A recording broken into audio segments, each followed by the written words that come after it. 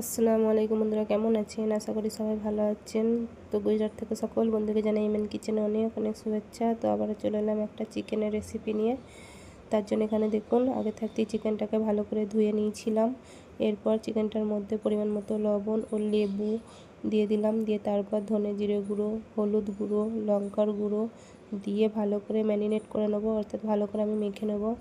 মাখা হয়ে গেছে। এরপর আবারও 1-2 চামচ আদা রসুন দিয়ে দিলাম, দিয়ে আবারও ভালো করে মেখে নিলাম, দিয়ে রেখে দিলাম সাইডে। এদিকে ওভেনটা জেলে নিয়েছি, দিয়ে কড়াটা বসিয়ে তেল দিয়ে দিয়েছি, তাতে 2 এলাচ, তেজপাতা, গরম মশলা দিয়ে দিলাম ফোড়নে, দিয়ে পেঁয়াজ কুচিগুলো দিয়ে দিলাম, দিয়ে ভালো করে নেড়ে নেব।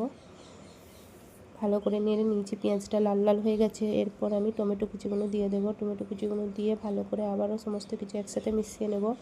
দেখুন টমেটোগুলো যখন গলে গেছে তখন আরেকবার ভালো করে নেড়ে চিকেনটা দিয়ে দিলাম। চিকেনটা দিয়ে ভালো করে আমি কষিয়ে নেব সমস্ত কিছু একসাথে।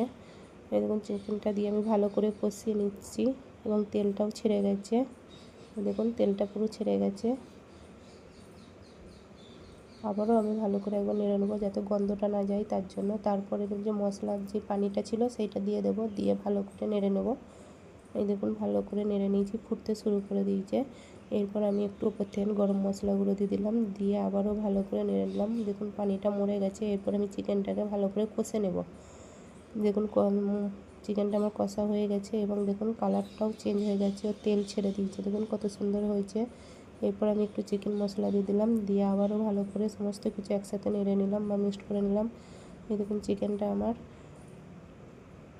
প্রায় রান্না করা হয়েই এসছে। এরপর আমি উপর থেকে ধনেপাতা দিয়ে দেবো, দিয়ে আবারও ভালো করে সমস্ত কিছু কষিয়ে নেব। চিকেনটা কষা হয়ে গেছে, কালারটাও কত সুন্দর হয়েছে। যদি ভালো লাগে তো লাইক, কমেন্ট ও শেয়ার করবেন। ভালো থাকবেন, দোয়া করবেন। আল্লাহ হাফেজ।